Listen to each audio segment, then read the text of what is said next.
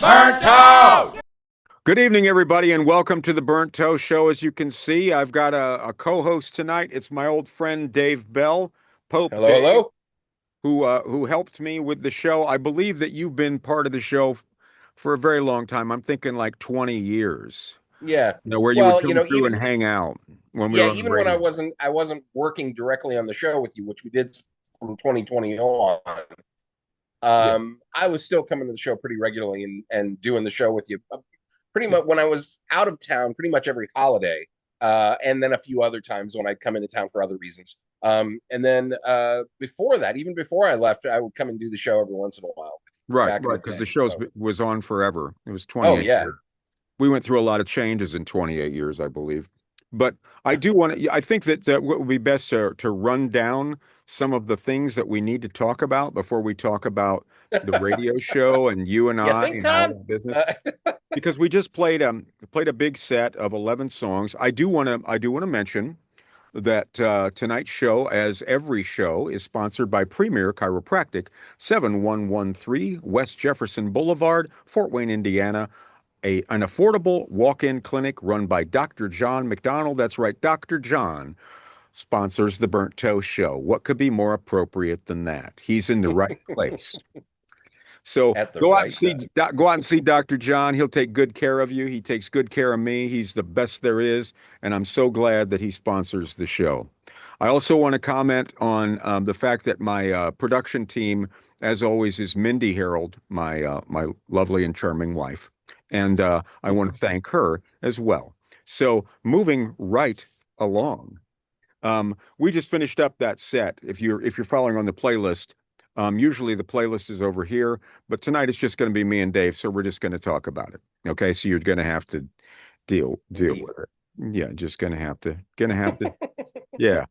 We finished up with Jimi Hendrix from his album called Band of Gypsies that came out in March of 1970. March of 1970, and that was Power to Love. Now, that was a contractual obligation. I believe that story is that he was obligated to Capitol Records through a management deal that he had signed on a napkin or something in 1965 or 66, something Weird. like that. And so they made him, he got forced into doing that. And he really was pressured into doing this LP. And the mixes were very difficult for him because at that point he really just didn't ever want to hear Buddy Miles ever again, apparently. That's tricky. There's some stuff on what is it? Who knows? Where Buddy kind of does this scat singing thing. You remember that? That Vaguely, whole yeah. Yeah, yeah, yeah. that kind of thing that he does, and Hmm. apparently Hendrix really hated that. It is kind of a weird. It was like, wow, okay, all right. It's still a brilliant album, but that's a very weird thing. And he did that a couple times on that album. But that was Billy Cox on the bass and Buddy Miles on the drums, and of course Jimi Hendrix. And what's funny is it's a contractual obligation. It was recorded New Year's Eve, 1969, and New Year's Day, 1970, at the Fillmore East, Bill Graham's Fillmore East, and it's brilliant. It's got some of Hendrix. Hmm. It's sloppy, but it's brilliant, and it's got some of Hendrix's best guitar playing on it. A lot of people Oh yeah. a lot of people point to Machine Gun as one of the great guitar solos of all time. Hmm. And that's I'm not always up for the 11 minutes of Machine Gun, but Power to Love. And the reason we picked Power to Love is because you had sent me, I had asked you to send me some stuff so we could both contribute. And Hmm. you had sent the Idris Muhammad version of that. We got Idris Muhammad playing with Grant Green in that set as well. But I Hmm. thought that was cool, but I thought the Hendrix fit in better with the way that sort of Yeah. thing ended up structured. So thank Hmm. you for the idea. I'm sorry I didn't use the Idris Oh no, Muhammad. no. It's this is how it works with us. It's like Yeah. we Yeah. bounce ideas off of each other, and then it That's becomes something that's how else we always did entirely. it on the radio show, and we'll talk about Yeah. that at length. Um, Hmm. Before that, we heard Santana from their sixth LP called Borboleta. It was their last in their spiritual period. Hmm. There were three albums, Santana, Abraxas, and Santana 3. There were sort of established them as superstars, that and the Woodstock movie. And and then Carlos Santana decided that that was not his trip. He was not into that at that time. And so he did three studio albums and a live album that were exploring the more. He was basically documenting his spiritual journey. He and Michael Shreve, the drummer, and Right. so he did Borboleta, Welcome, and or I'm sorry, he did Caravanserai, Welcome, and Borboleta. Caravanserai 1972, Welcome 73, and Borboleta 1974. And at that same time, they did a live album called Lotus that was only available in Japan. You remember how you'd have to go? Remember, were you around for like Slatewood Records? They had all the Oh yeah, I imports. remember Slatewood. Yeah. Yeah, they had all the imports, and that's where I got that. I mean, Ruby used to have that. Ruby's Red Hot Records in Fort Wayne used to have that as well. They had imports, but but I remember Slatewood really having the imports, and Hmm. yeah, that was a very familiar building to us. Um, but uh, um, but yeah, that was only available as an import until I want to say the 90s, the 80s or 90s when it came out I on the remember. I CD. remember when I was first working at the record store, and we started getting CDs, and I remember that coming through as an import, and it wasn't available. I think it wasn't available officially until I want to say like 94, Yeah, maybe. I'm thinking that's about right. So it was like 20 years. Yeah. 20 years it Yeah. was only available as an import from Japan. It's a brilliant album, the triple album. But Hmm. this one was after that. This is Borboleta, a track called Mirage, written by Leon Patillo, who played keyboards and did the vocal in that. Leon Patillo later became a televangelist. Huh. Yep. Carlos Santana on the lead guitar, and dig this, lead guitar and gong. All Yeah. right. Yeah. Tom Coster, who was one of Santana's greatest keyboard players and a great um, right-hand man for Carlos Santana for a lot of those more exploratory, jazzier albums in the 70s. On the electric piano, the organ, and the synthesizer. David Brown on the bass, who was there at the beginning and then was replaced for a while by a bass player named Doug Rauch, and then he was back for a while. Michael Shreve on the drums, and Armando Perazza on percussion. Santana, Borboleta, the song is called Mirage. Before that, we heard the Tedeschi Trucks Band they did four EPs in 2022, and they were Mhm. all called I Am the Moon. I Am the Moon parts one, That's when two. they were released. I think they were recorded during 2020, though. Yeah, yeah, they were recorded. We got a couple things here in this set that were recorded during the lockdown, which was a very Hmm. period that I mostly put out of my mind. I heard some theories about the lockdown recently that it sort of restructured our brains. And time doesn't pass the same way that it used to because of it's because of the internet and the lockdown. I thought that was very interesting that the lockdown sort of made us all insane. I don't doubt that. I don't doubt it at all. No, But they certainly. I think there was certainly a level of rewiring that happened during that yeah, period of yeah, yeah, yeah. It was as you remember, it was a rough time for me. time. I didn't like it. But anyway, they did four EPs that came out in 2022, I Am the Moon, and this was a track called Circles Round the Sun. Derek Trucks on the lead and rhythm guitar, Susan Tedeschi on the rhythm guitar and lead vocals, Brandon Boone on the bass, Tyler Greenwell on the acoustic guitar and the drums, Tyler Who Greenwell. co-wrote the song? Yeah, right, right. He co-wrote Yeah. that song. Isaac Hmm. Eady also on drums, Gabe Dixon on keyboards, Alicia Shakur and I'm sorry, Alicia Shakur and Mark Rivers on background vocals and percussion. Kebby Williams, Ephraim Owens, and Elizabeth Leah are the horn section. And then they had the spoken word part at the end by Eddie Owens Martin, who called himself Saint Eom. And he was the founder of a 7-acre art compound in Buena Vista, Georgia, called Pasaquan, where they recorded a couple videos. If I were still a traveling man, I'd go down to Buena Vista, Georgia, and I'd see Pasaquan. I would want to see that. Back in the day, Just to see it, huh? you remember, I uh, I went and found Barry Oakley and Dwayne Allman's burial Yeah, I site. remember that. Yeah, down at Rose Hill Cemetery. It was a beautiful night too. It was a Sunday night. I remember that. It must have been Yeah. 1999 or 2000. It was pretty amazing. And that would have been something that I would have done in to quote Billy Joel when I wore a younger man's clothes. You wore younger man's clothes yesterday, dude. Yeah, man, and they didn't fit Not to get worth all a Mitch shit. Hedberg on you, but Before all that, of we your heard. clothes are Before that, younger man's that's clothes. right. That's right. Yep. I would just any younger. And clothes, no. I want the body. Yeah, But well, you I know, want it without the aches, that's for sure. there you go. You're right on. Before that, we heard a gentleman named Todd Cochran who changed his name to Bayete. Hmm. He did an album in 1971 called Worlds Around the Sun. That was a track called I'm On It. Bayete, Todd Cochran, came up playing with Bobby Hutcherson and Yosef Lateef and Woody Shaw. And after this, he joined the band Automatic Man, which was formed after Michael Shreve Yeah. left Santana. That was a great band. They did two Yes. albums, and they were both really cool. Great prog band, and it was a multiracial prog band, which there weren't a lot of those back in the 1970s. Um, Hmm. this was pretty unique, and that was Bayete on the keyboards and vocals. It also featured Hadley Callman, the great San Francisco-based tenor saxophonist, and Bobby Hutcherson helped out on vibes on that. That was Bayete with "I'm on It," and these That are that all album on. has been used a lot as samples. There's a Right, right, lot of right. people, DJs have sampled that album. Right. There's a song called Free Angela that was written for Angela Davis, that Hmm. that both Santana recorded on Lotus, the Lotus album that we talked about, and it's been sampled a lot, rappers. I believe that one of them was what I believe that whatever who did Smack My Bitch Up. I believe that's actually a Bayete sample. I mean, that's really coarse and nasty, but you remember the One song that I'm talking about. I remember that band. I can't think of the name of them right It now, but I really know doesn't exactly what you're matter. talking It absolutely doesn't matter. But I believe that Bayete was used for Smack My Bitch Up. And these are things that you don't need to know. Before that, but we yet heard they're stuck in our heads that's right, pointlessly. man. That's right. That's the interesting stuff for me. We heard Parlor Greens from their first album called In Green We Dream. They've got a new one coming out called Emeralds, but this was from Hmm. the first one, 2024. That was a track called Drip Torch.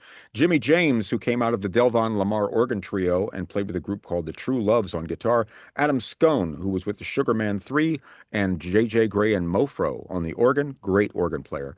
And Tim Carmen from the blues group GA20 on the drums. Now, that's an authentic old school organ group kind of sound. It's on Coal Mine, which is they specialize in kind of what do you say, retro production, would you Retro say? production without being parody, I suppose. Yeah.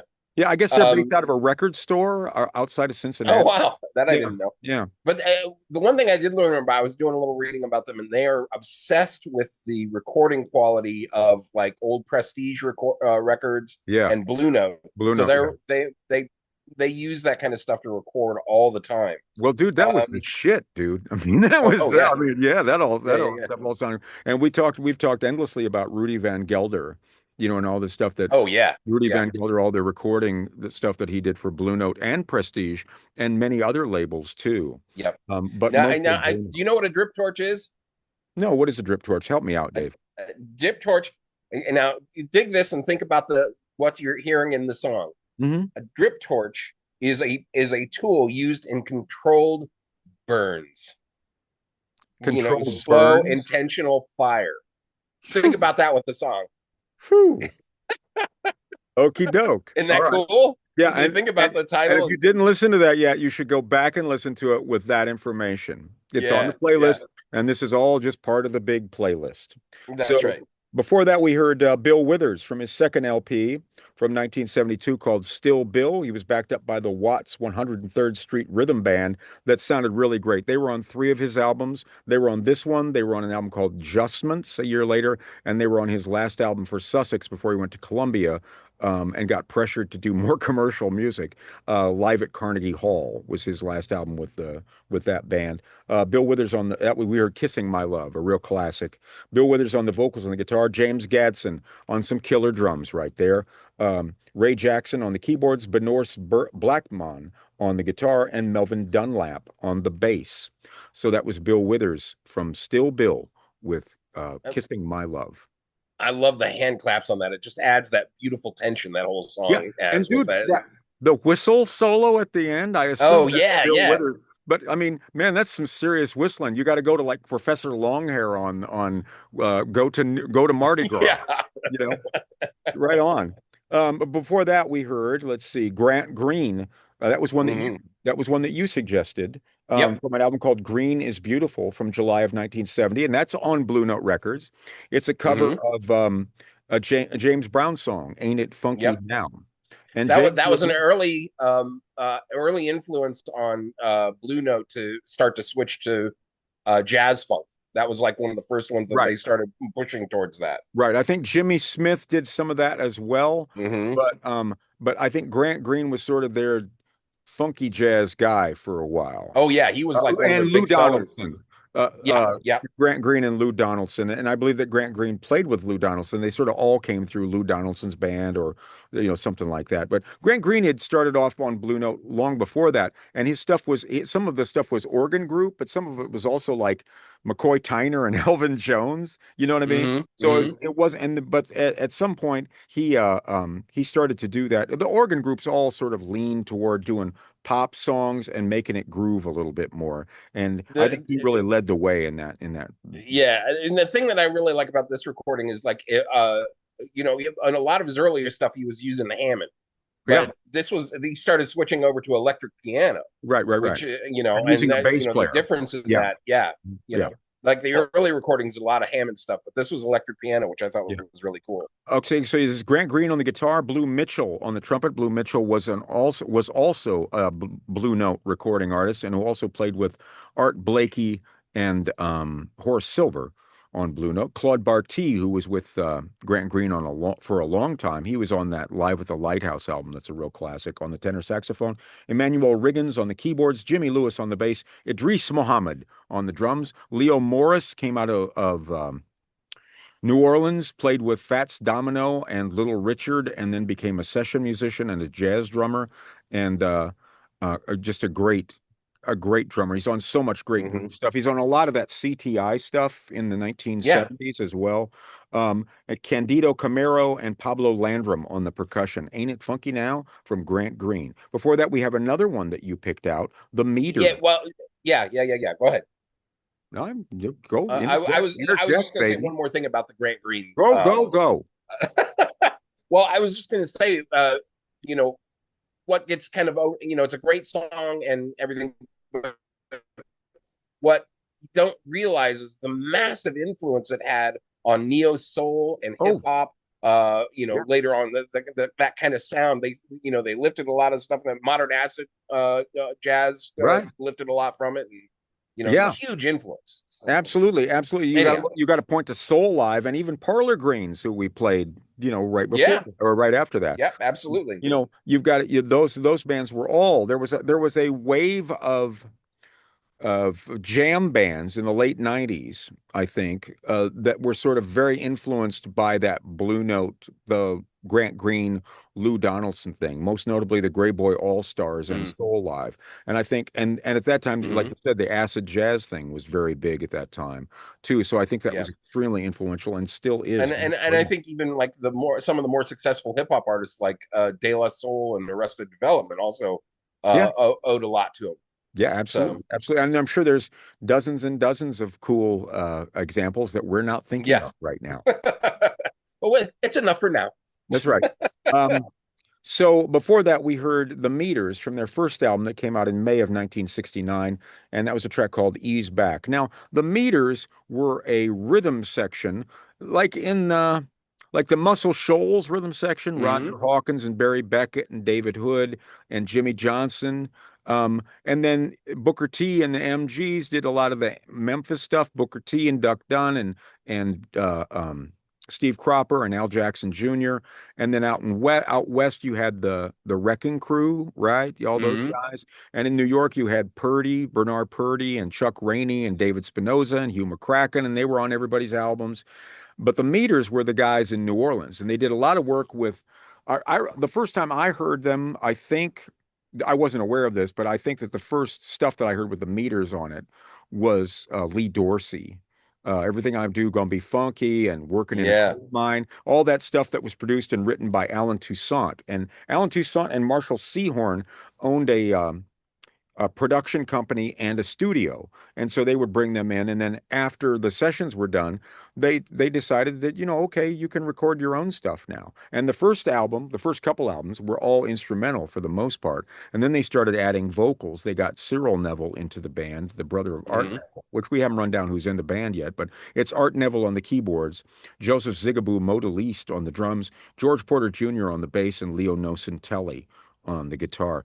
One of the great and a completely unique rhythm section sound. A completely, you Hmm. always know when it's the meters. They played on, I think the most famous song that they probably played on, well, there were a couple of them. Sneaking Sally Through the Alley by Robert Palmer and Lady Marmalade by LaBelle. They were on Hmm. those. But most stuff that Right Place, Wrong Time by Dr. Oh John. yeah. Um, What I really I loved about that Zigaboo Mona Lisa would treat the groove like it was elastic. It just right, had right, this right. elastic feel to everything that he was doing. Yeah, yeah. Really cool. Yeah, yeah, Uh, yeah, and yeah.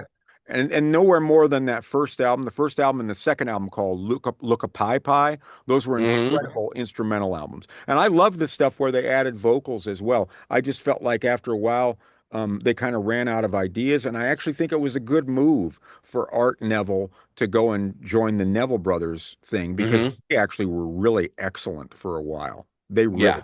that was Yes, they incredible. were. They were, I don't think that the Neville brothers get enough credit because No, I don't think so either. I think that Aaron sort of became that guy who did duets with Linda Ronstadt and sang Yeah. ballad. And I But think he that, also did Hercules, which was a great song. oh yeah, man, that's an Alan Yeah. Toussaint song. Boz Scaggs did that too. My favorite version Yeah. of that is the Motet. You remember that one?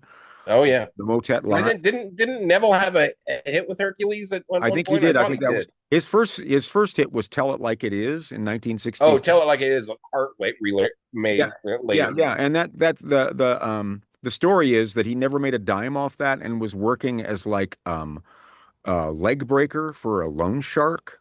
Oh, jeez. Well, the Neville brothers like all spent time in jail, I think. I don't know if Yeah. Cyril did, but there were guys who those were rough boys. Yeah. There's a story, if we're going to digress, and we can.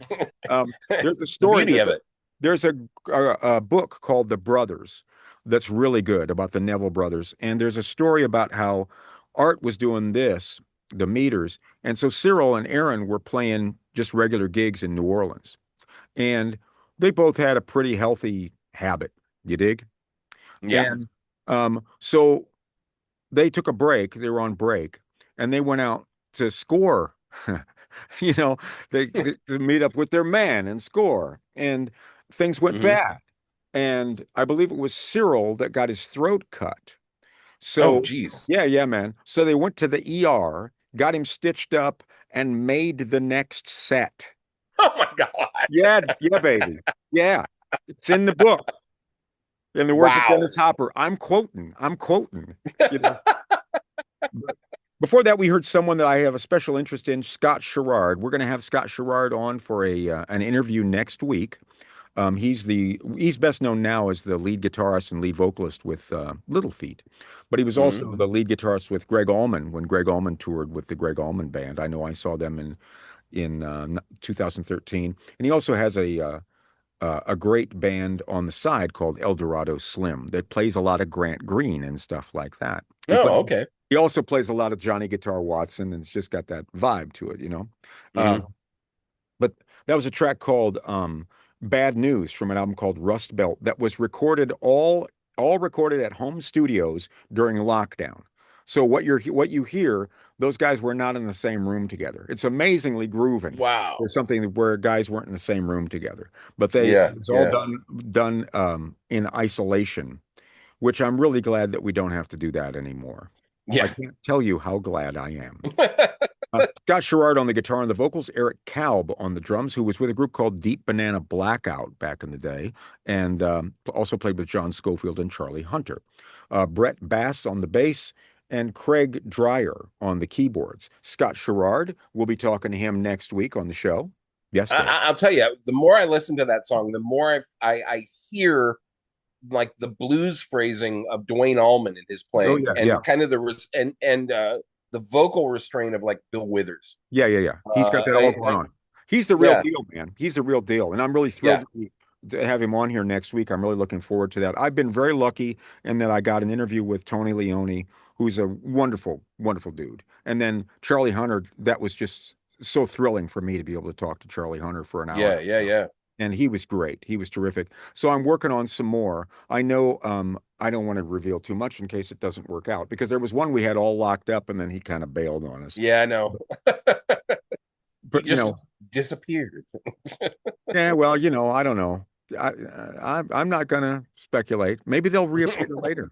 Maybe. A good magician always knows how when to show up again. Right on, man. Before that, we heard before Scott Sherrard in the playlist, we heard Johnny Guitar Watson. Johnny Guitar. This is a song called "I Get a Feeling" from an album called "Listen" from 1973. This was actually when Johnny Guitar Watson was reestablishing himself. Johnny Guitar Watson was a big Hmm.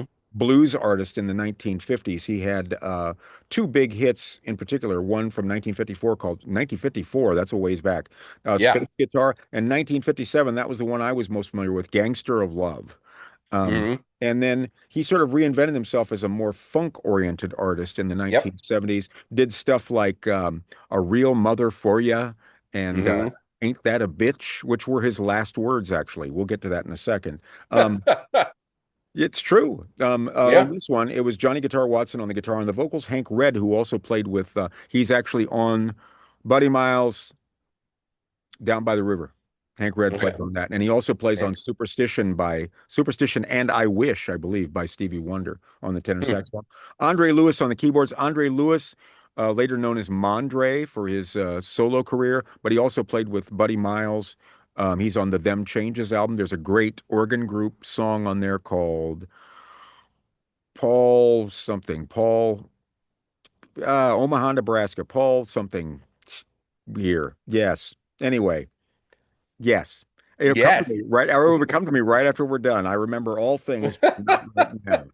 But I remember all things Andre Lewis, tomorrow. but Andre Lewis was with Zappa. He's the keyboard player on Black Napkins on Zoot Allures. Um, Emery Thomas on the drums and Rudy Copeland on the organ. Johnny Guitar Watson, I Get a Feeling. Now that's some good grooving stuff there too. Yeah, and the thing about the playing on that song, he kind of like created this thing that Nile Rodgers kind of lifted later, which was this trying to play almost the orchestra on his guitar. Mhm. He had the way of playing, building sounds into it that sounded like the orchestra, but he was playing it from his guitar, which Nile Rodgers later kind of lifted that style from him to a certain degree. Yeah. And he had that Albert Collins thing where he's kind of yanking on the strings on his Yeah, solos too. I yeah, love that yeah. too. Johnny Guitar And Watson. then Go ahead, man. I'm sorry. Oh, I was just going to say, and then he also another hip hop connection to not make the show all about hip hop or anything, It's but okay. the connection with huge influence on both Snoop Dogg and Dr. Dre. They cite him all the time as being in stuff that they look to and sample Whoa. and whatnot. That shit was funky, man. Yeah, yeah, You it know, was. supernatural what is it? Superman Lover. Superman Lover is funky, you know. Yeah, Yeah, yeah. those tunes. I mean, there's a deep groove there. Johnny Guitar Hmm. Watson, I believe he was in Japan. I'm not sure exactly, but I know that he died on stage of a heart attack. And he walked up to the mic and he said, "Ain't that a bitch?" And he fell over dead. That's the Wow. truth. That's the truth. Johnny Guitar Watson. So we started off the set with Kool and the Gang with a track called "Who's Gonna Take the Weight" from an album called Live at the Sex Machine that came out in February of 1971. Now, there is some speculation that that's not actually a live album, that they dubbed in the audience sounds. That's not the first time that somebody That would was a have very done popular trend in the 70s.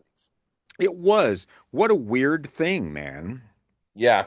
Well, everybody wanted to. I mean, there was a period, you youngsters in the crowd. Yeah. There was a period where live albums sold like nobody's business, Yeah. and the idea of having a live album that you know people would buy, Yeah.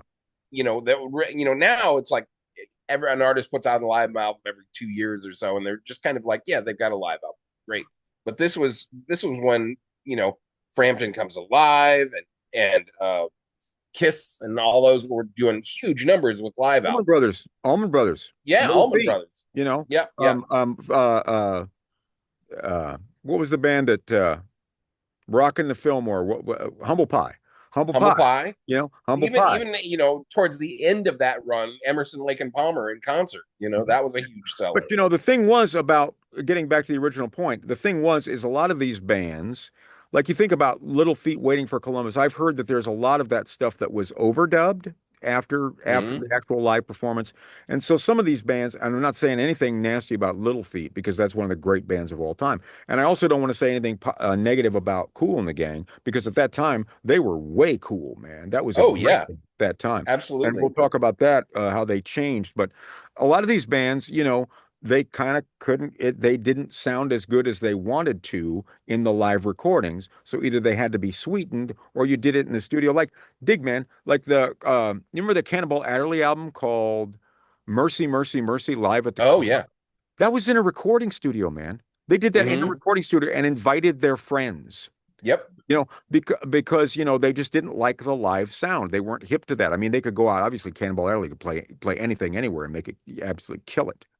But Hmm. um, but I think that they did stuff kind of stuff on purpose. So that might be the case. But anyway, that band was always run by Robert Cool Bell on the bass and Ronald Bell on the tenor saxophone. Ronald Bell was kind of the leader. I'm not sure. George Brown was the drummer for a long time as well. He was on the early stuff and the later stuff. And there is a marked difference between the early stuff and the later stuff.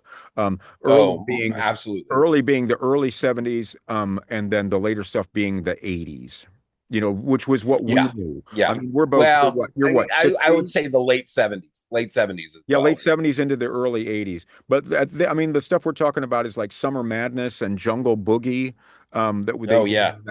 the early 1970s. There were a couple of other big hits too. And then they completely changed their sound. They got a vocalist, oddly enough, named James Taylor, Yeah.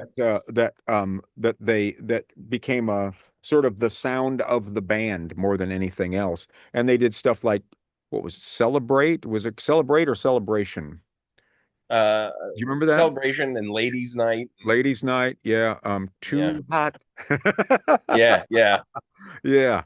And that was the Cool in the Gang that I really knew, and so I never really took them seriously. Um, so that was that was kind of, I don't know. I don't know. And then later on, you go back and listen to this stuff, and it's just like, well, this is killing. And a lot of that stuff, the opening monologue that the guy does is so fantastic. You know, Yeah. somebody, there's a lot of stuff going on, and somebody's going to have to answer for this. You know what I mean? And I Yeah. thought, Yeah. yeah, we're still kind of there, aren't we? You know? Hmm. Yeah. So anyway, before we get to the next set, because we do have like a fusion kind of set that we want to talk about, and we're going to do that, and then we're going to come back and talk again after that. But I Hmm. do want to talk about um, our history with each other a little bit and some Yeah, of the man. because it's a long history and I think people I think really. it started in the Civil War. Yeah, yeah, yeah, yeah, yeah, yeah, yeah, right, Go yeah, yeah, ahead, man. Just messing. yep, somewhere around in there, yeah. But Yeah. um and we're around the same age. I think I'm about a year or two older than you, something like I that. think so. Yeah. Yeah, and um we met in the 80s. Now you, like I say, you've been part of the radio show, so let's talk about that first. When um I had a pretty serious nervous breakdown in 2020 on March 15th, which was my birthday, because Hmm. that was the day that the lockdown happened. And I'm going to Yep. overshare tonight quite a bit. So I guess, just deal with it. But and I called you that week and I said, man, I don't know how I'm going to make it because everything that I do, I got to go somewhere or people got to come to me. I teach drums, I play gigs, and I do my Right. radio show. And it was just like, well, you can't do any of those. You can't go anywhere. You can't do anything. And I just was not doing well at all. And we talked on the phone, and you said, well, hey, man, I'll do this. Well, I'll help you put things together. And I really felt like Hmm. you really stepped the radio show up big time. I really felt like what you did, because I would send you something. I would send you Come Out by Steve Reich, and you would play just the right amount of Steve Reich and fade it into something else. So, because Come Out is 13 minutes long and it's two Hmm. tape loops, it's two tape loops where he speeds them up and slows them down. And Hmm. that's not something that I don't, that I, that's nothing I think people are going to listen to unless they're really high. On the But that radio. not only would I do that, but I would also take it and then I would mix other things into it and Right, make it right. make it into something else again. Yeah, and I You know. really love that, and I mean, as you know, I was ready to like carry that flag until I died. I mean, we were going to be the Hmm. last free form It, radio show, and yep. then some Yep. things happened. And I do want to talk about that because we were planning on doing a Christmas show and a best of show Yep. the following week, and Hmm. I was um, coming to town and I was going to come to yeah, the man, and I actual talked to shows. you one morning and I said, I don't think I can do this anymore. And we're going to Not the talk way they about were that. presenting it. Well, yeah. I mean, the bottom line is, and this is just my perspective, okay? And I know that what I was trying to do on the radio was could be viewed as archaic or like, Sanskrit or something like that. That's not relevant. Anachronistic. Right, right, right. That's a good word for it. Yeah. Yeah. Um and so but I really thought we were really doing something. You know what I mean? And Hmm. nobody would mess with us because it was, we did well, we had a good following, and everything was beautiful, man. It was beautiful. What And what's the old Hunter S. Thompson quote? Too strange to live, too weird to die. yeah. That was kind Well, of how I apparently always felt. apparently we're not too weird to die. But so in November, I was informed, as all the other DJs on the radio station were informed, that we would now have 8 minutes of NPR news at the top of every hour. Hmm. Um, and I couldn't believe. I mean, I couldn't believe. I remember I had a very heated conversation with the station manager in November, maybe October, November, because I told you about it immediately. Actually, I sent you Yeah, the email. I forwarded the email to you and I yeah, said, yeah. You "Oh, did. this is extraordinarily bad for us, man." And um, I actually didn't realize how much I was going to hate it. Um, Hmm. and uh, we're talking right now, it's February, what, February 19th, right? And Yeah, to me, the news cycle that we're currently part of, that we've been part of for a while now, right, is we're all fucked and there's nothing you can do about it. Okay. exactly.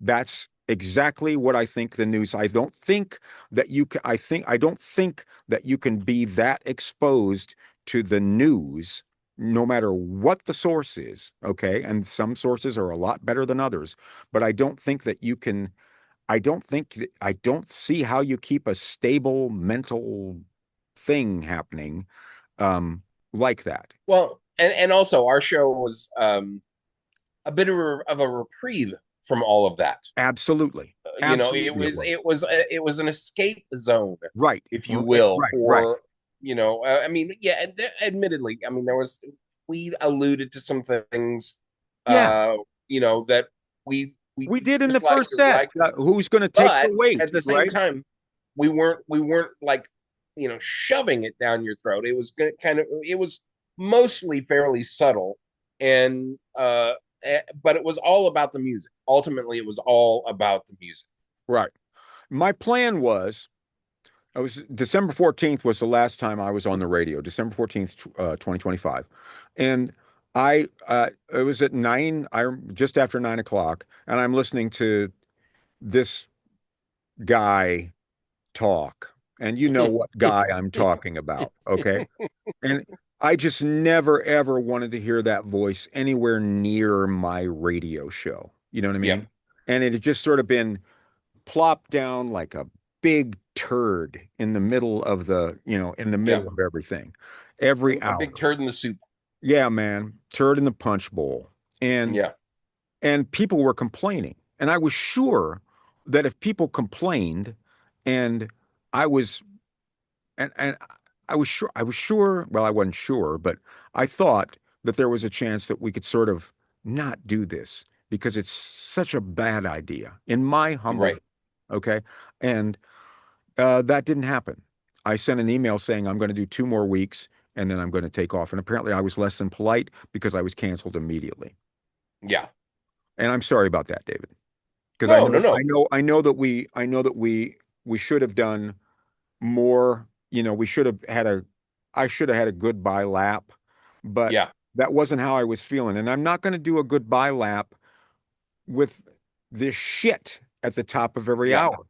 I'm Yeah. just not going to do that. So we moved Right. over here. My wife, Mindy, who we mentioned earlier, actually went out and bought all this equipment because she was sure that NPR was going to go down anyway, Hmm. and um, which it hasn't. But she bought all But this. it's smelling bad. No. Yeah, yeah. It's not dead. It just smells funny. Yeah, Yeah, but that's right.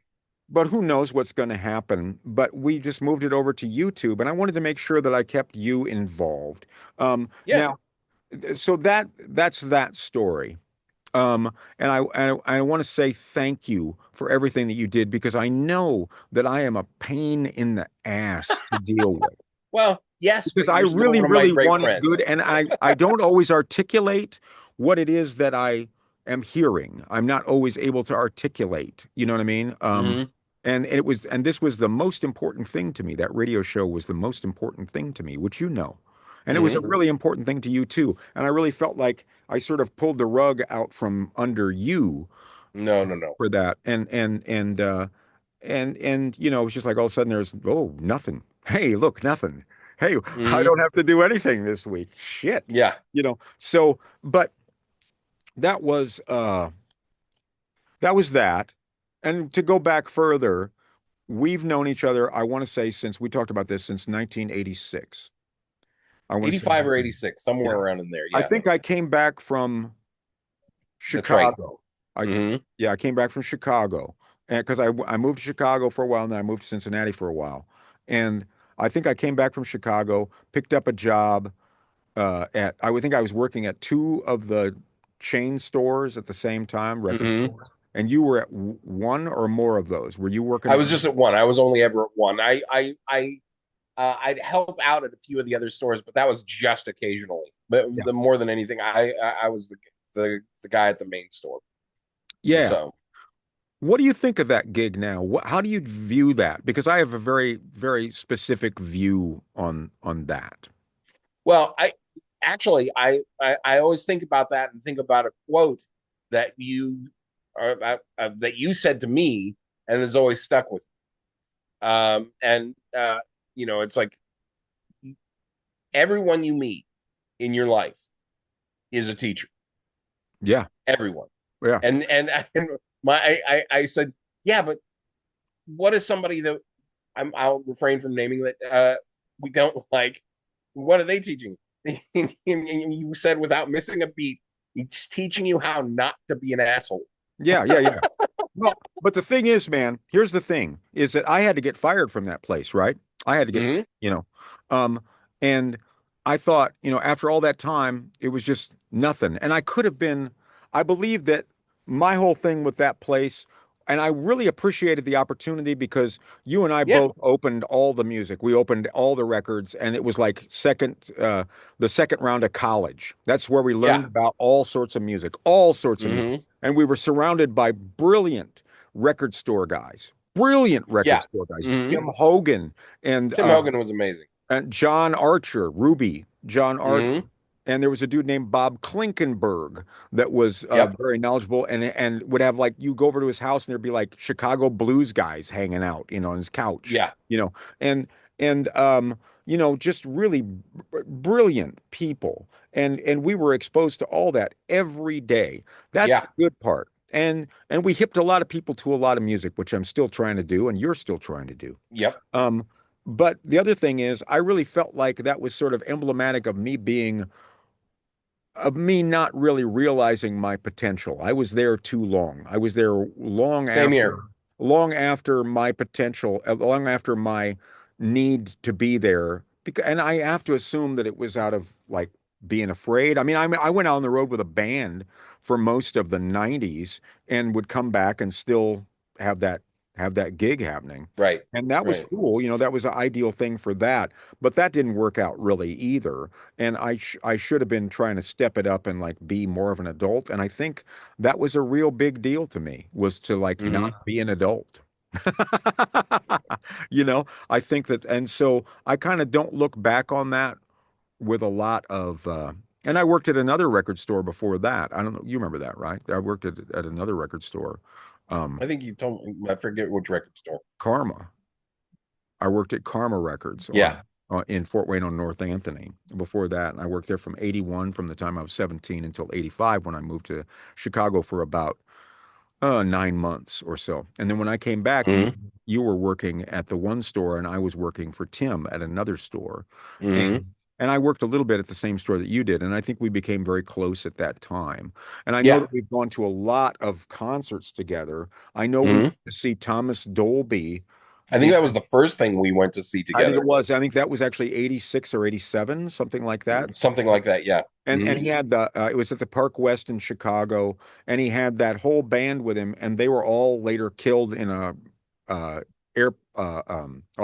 plane crash when they were touring with Reba McEntire. Like the whole band went off with Reba Wow. McEntire. Yeah, yeah, yeah. So everybody that we saw died in a plane crash other than Thomas Dolby. So that's kind of Wow. interesting. We saw Dylan and Santana, and Yep. Dylan got all excited. There was a curfew. It was at the World Music Center in outside Chicago. Yep. That's right, right? World Music Center. Yeah. And I know that Bob was supposed to like play an hour set, and Bob played for like 2 hours, man. And Yeah. Santana was relegated to playing like 45 minutes. I know And that they we, were they came out sound. I mean, they were playing fast, and it felt like they were a little angry at it. oh, You know. a little, Yeah. yeah. And and we saw a lot of shows. I mean, we saw Little Feat a couple years ago, but I mean, in our formative years, I think we saw a lot of shows together. Hmm.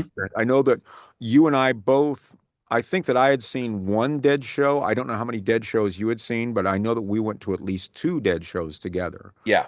Um, I saw quite a few. It started because I was dating a girl who was really into the Dead, and I went with her. And okay. then we kind of went our separate ways because, well, I'm not going to get into that, but Yeah. we went our separate ways. And uh, then I kept going for a little while longer. Yeah. And I was I, supposed to go to the last Dead show, the but 94, was that 95 where they knocked down the yeah, I was walls? supposed Yeah. to go to that one, but I had already taken time off of work to see the last two shows in Indianapolis, and I felt bad. I was working at another record store at that Right. time, and I felt bad. And they were like, yeah, I had friends, they were like, you got to go, and I'm like, I just can't, man. It's like it's a bad, and then that ended up being the last Dead show, Yeah. Yeah. Yeah. and that job is no more. I kind of wish I would have gone to the last Dead show. Right, right, right. Yeah, but you don't know that at the time. I mean, I've missed Sure. so many great shows, because I had some lame gig or something like that. But Well, I remember you came up to Taste of Chicago and saw Miles.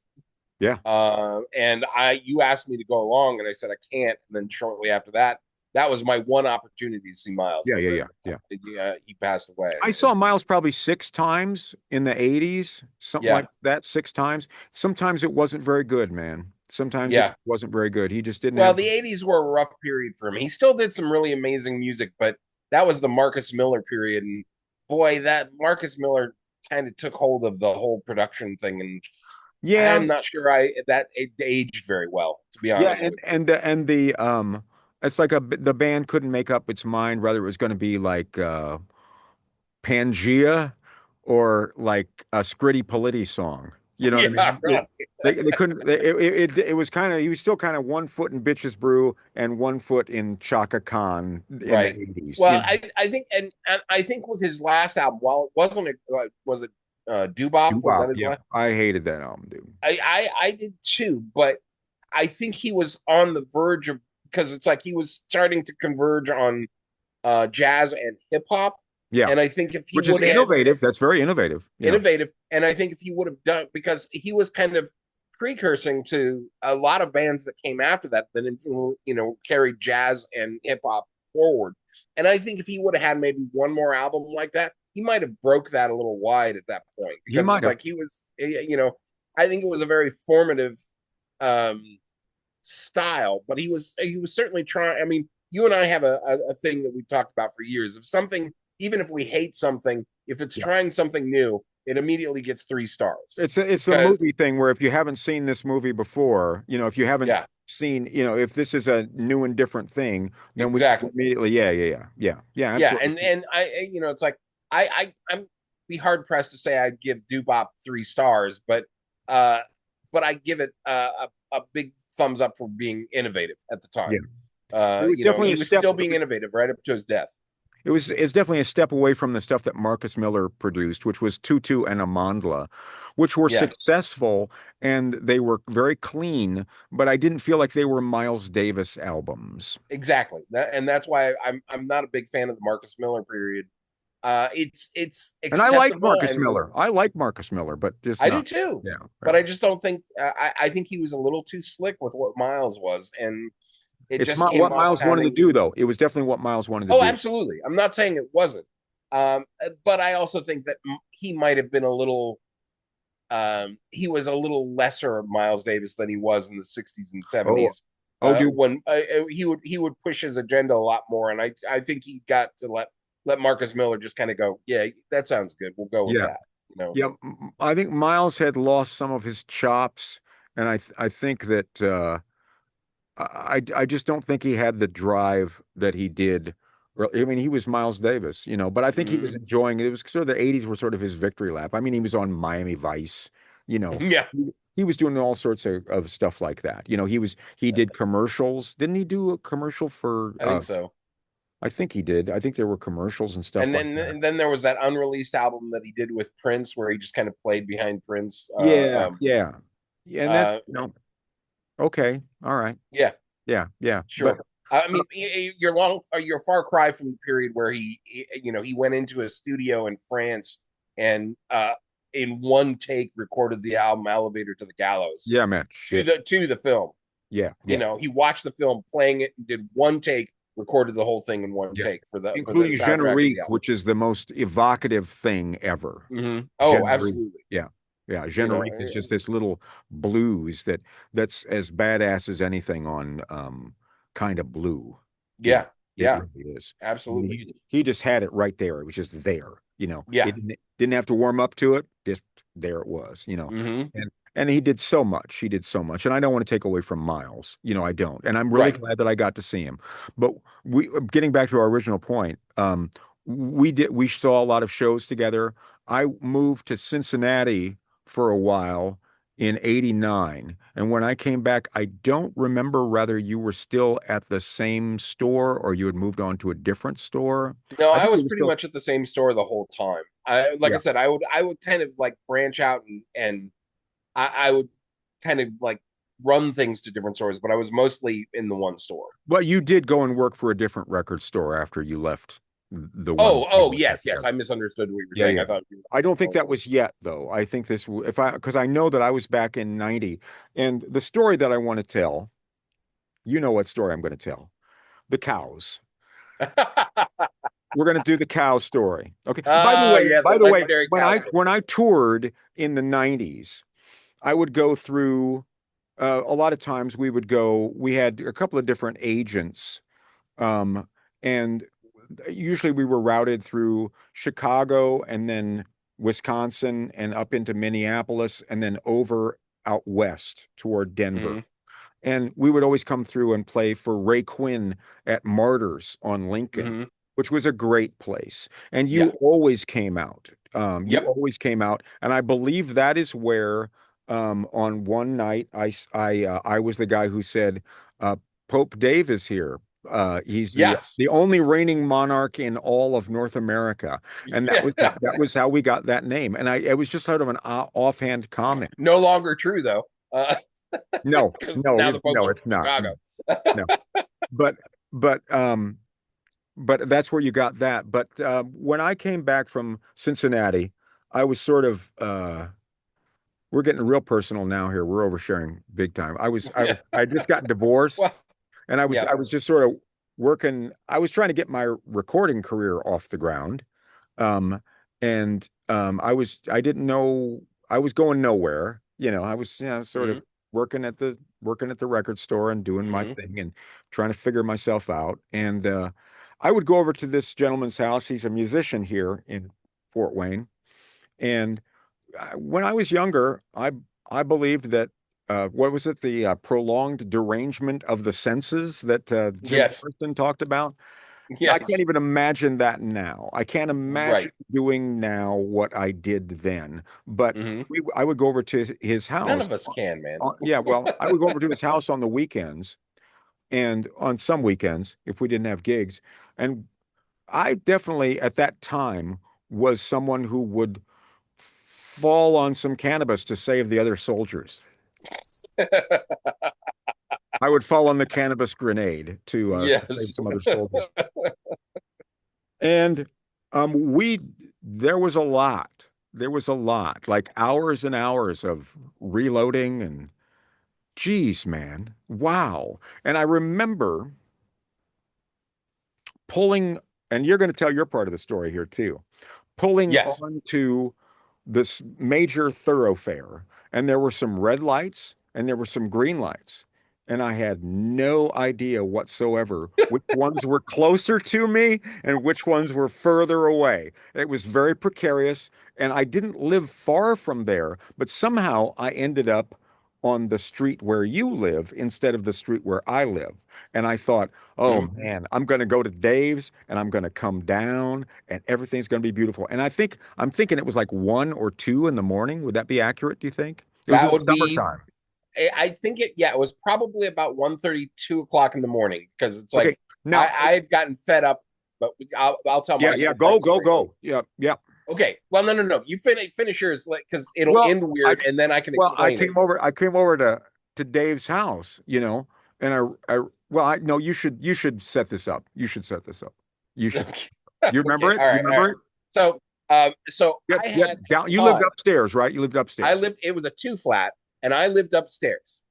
Now, I had some downstairs neighbors that would party until an ungodly time in the morning on any day of the week. Hmm.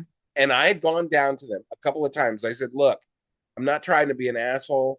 And you guys can party all you want on the weekends. I don't care. But during the week, if you can just wrap it up by 11 o'clock or something like that, I would really appreciate it so I can sleep.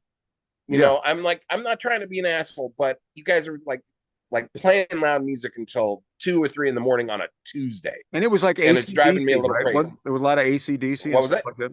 There was a lot of AC/DC stuff like that.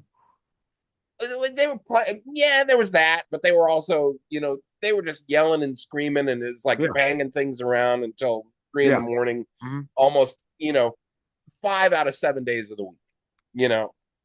And I kind of got fed up with it. Now, at this time, I was also a DJ and I had these Oh yeah. massive speakers that I would take out and DJ with. And I just got fed up with these folks, and I tried to be very kind and talk to them and say just tone it back a little bit. You can do whatever you want to do, just tone it back a little. I wasn't saying stop partying entirely. I'm just like I need some time for me, and they just weren't listening. They were not listening. Right. So I also was a curator of sound effects for local theater and whatnot. Yeah, dude. Yep. So I took my massive speakers and I laid them on the floor. Hmm. I turned the volume up to a point where I was not going to blow out the speakers, but I was going to make sure that the folks downstairs heard what I was doing. Right on. And I put one track On on a repeat. CD Yeah. on repeat. Yeah, So man. it play, and then I called a friend and said, "Can I come over and stay at your house tonight?" Yeah. Which they said, "Sure."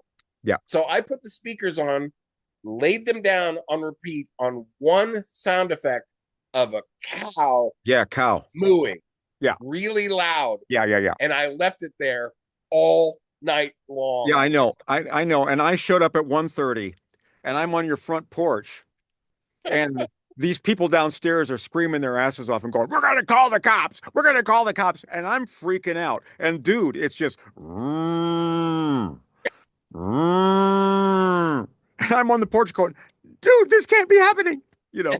And, and so I remember sitting in the car thinking the cops are coming. The cops are coming. You know, I'm gonna die. I'm gonna die. You know, Cops are and coming and the cows are mooing.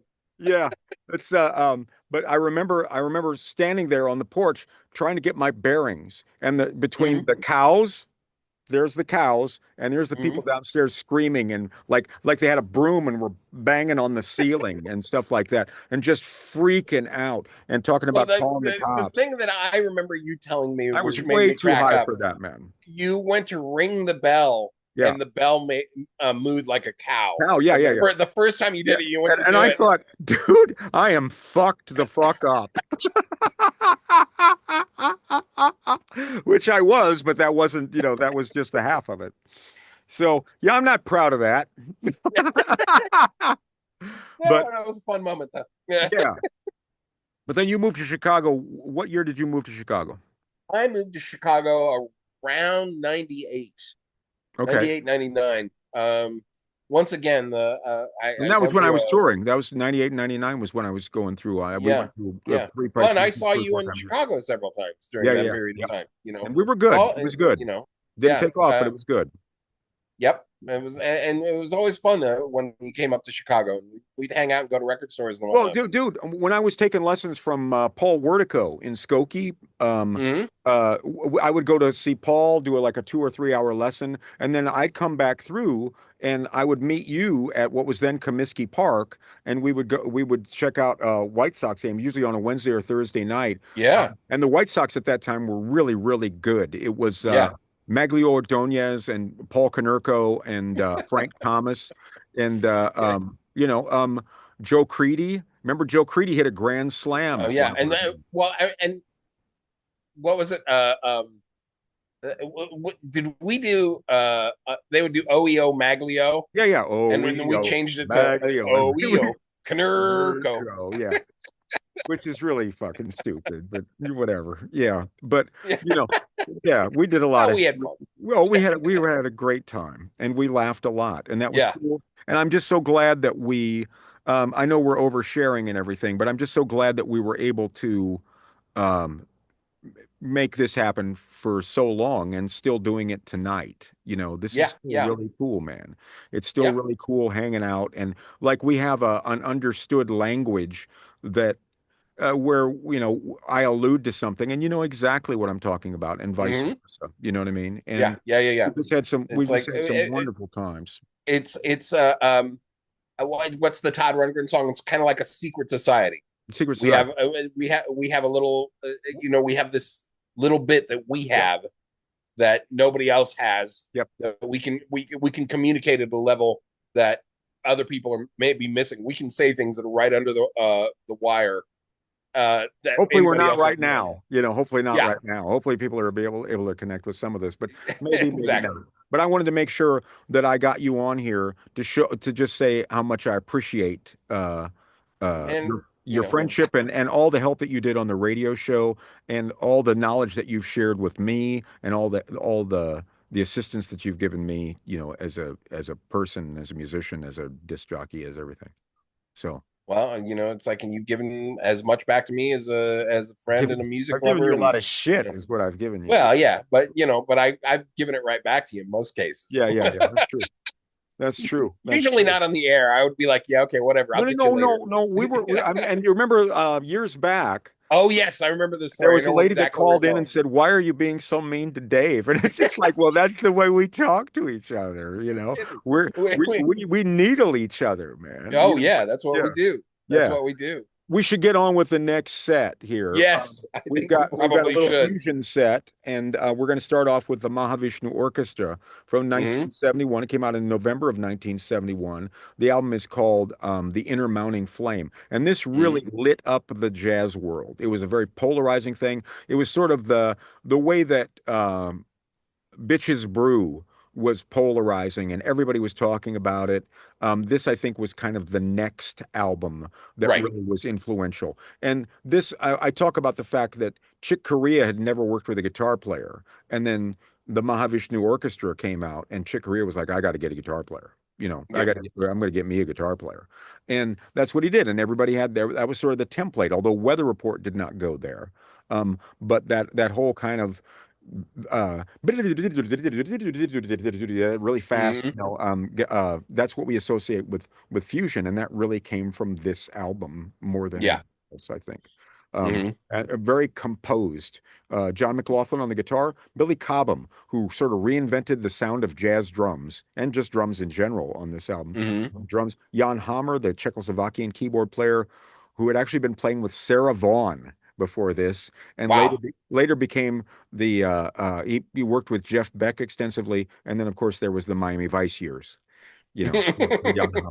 Rick Laird on the bass and Jerry Goodman, who John McLaughlin had to track down living in a commune in Wisconsin.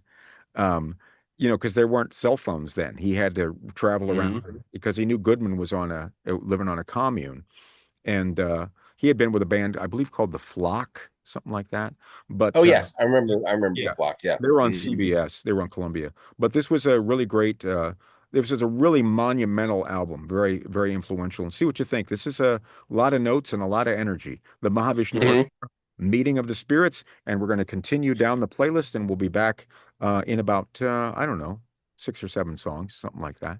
So there you go. Indeed. Thank you again, Dave. And here's the next set on the Burnt Toast Show. Burnt toast!